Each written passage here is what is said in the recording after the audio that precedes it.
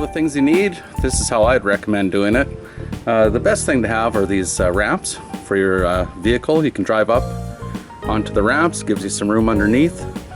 Second thing you're going to need, of course, is an oil drainage pan right there. Gonna need some paper towels for sure. Your oil filter. The Dodge takes a G16, and you're gonna need about 5 liters of oil. There you go. And the all-important funnel. For the Dodge, it takes a for the oil pan drain, it's a 1/2 inch. And you're gonna need a oil filter remover. There's different types that are available at the store. This one is it's sort of like a big huge socket. It'll fit onto the right onto the end of that oil filter to take it off and plus put it back on. Okay. Oh, and the other thing, these days I'm using gloves. These are nitrile gloves. They work great out in the garage. They don't deteriorate with the oil or fuel. So there you have it. Oh, most important, protect your driveway. Put some cardboard under there. All right, we'll get at it.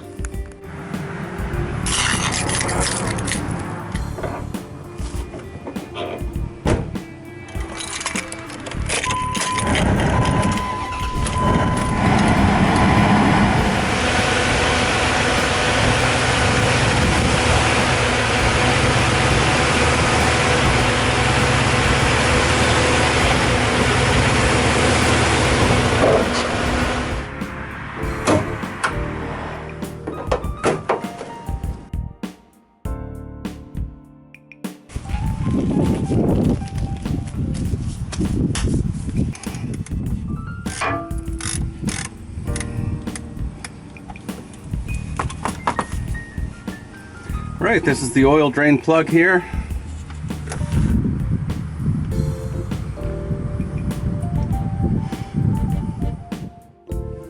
Once the oil is drained out, give it a few minutes, and then go back in and put your oil plug back in. Do it now or else you'll forget, cause you trouble.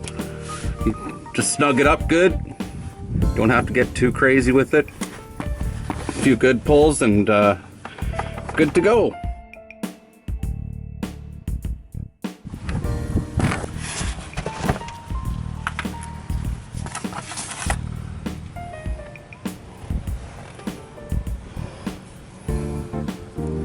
Okay, I'm going to take that oil filter off. Unfortunately, I can't get the camera up in there to really show you.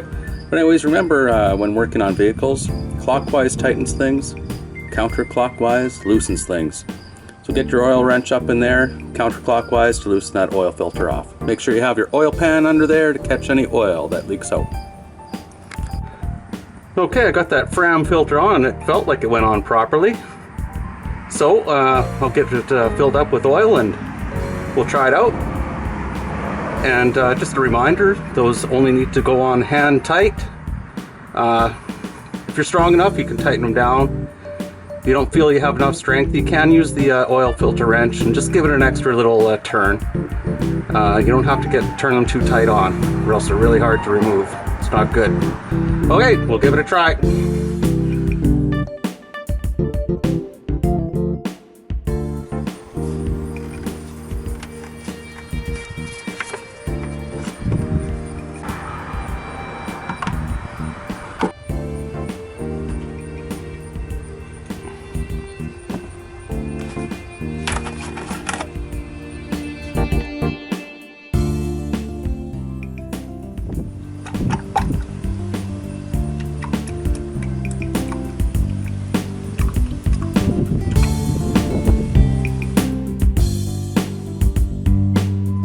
Okay, at this point we're going to start it up, make sure we have oil pressure.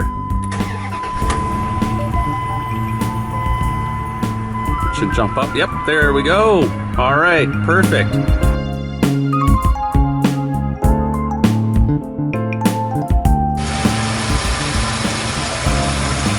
All right, after starting your vehicle, look underneath. Make sure you don't see anything leaking under there. There's nothing leaking here, so must have done a good job. All right.